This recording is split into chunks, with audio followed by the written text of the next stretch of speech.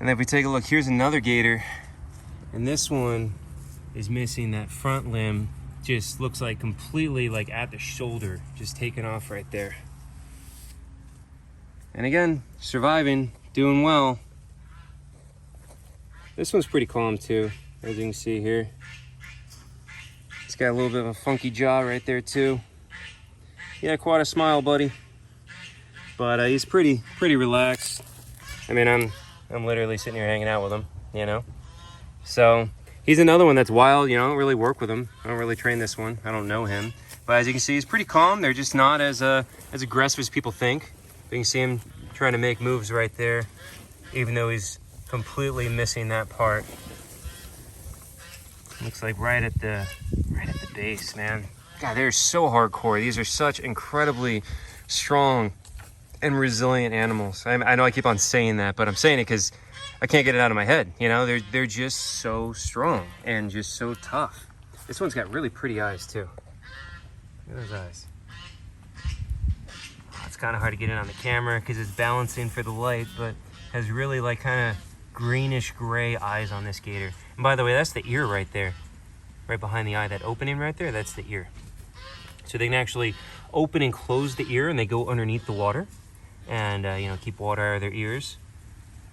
Good adaptation. They do the same thing with the nostrils up here, so they can actually seal and open those nostrils as well when they go underneath the water.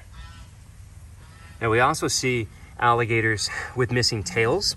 So here's a different gator, you know, he's sitting on like a couch right here. So actually a loss of tail is going to be more detrimental to the health of the alligator than a loss of a limb like that. Because when they're swimming, they actually tuck the limbs against the body and they'll swim around kind of like a snake, almost like a snake-like serpentine motion. But the tail is what they use to actually swim. So that's where all the power comes from. So if they do lose their tail, they basically lose their ability to swim depending on how far up on the base of the tail it is. Like I saw an alligator once that was like from here, it was missing its tail, and it would try as hard as it could to swim, but instinctually it would just tuck its legs against its body to swim as they normally do, and then just kind of like it just was not going anywhere. Okay, and that's an alligator that probably will not survive without help.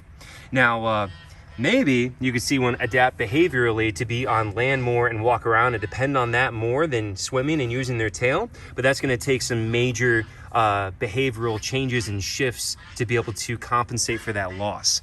But some of them can, some of them can't. That one's hissing at me now. So it is really interesting to see just like individually how they respond to injuries and losses like this, and they'll make these changes in their behavior, and some of them will survive, some of them won't. You can see this guy's a survivor, even with that loss right there. He's a very healthy alligator, doing pretty well. He's pretty chill too. He's a good gator. I get a name for you, huh? Because I mean, again, I'm literally just like, the phone is like this close to his face, and we're just hanging out. It's being pretty good. You guys are so cool. Oh, you saw that. Look at that. That's a nictitating membrane right there. He opens it up again. Might have decided to close his eye because of the sun over there, but you can see that membrane. There it is. So that's the nictitating membrane that comes across, and that comes up like a pair of swimming goggles when they submerge underneath the water. You can see it starting to come up right there a little bit more too on the side. There it is. Very cool. He's like showing it off perfectly. And so they'll put that up like swimming goggles when they go underneath the water, or they'll also flick that up whenever they are going to capture prey, and that way they don't get scratched in the eye. There it is again, coming up across. So they'll put that up to protect the eye when they go to capture prey, or if they feel threatened or anything like that. Or like right now, he's got that eye exposed to the sun somewhat, and you can still see, he can see through that. Well, not now, he fully closes the eye. Actually, he's got it cracked open a tiny bit right there, so he can still see a little bit, and he's keeping the sun out of his eye like that. Very cool.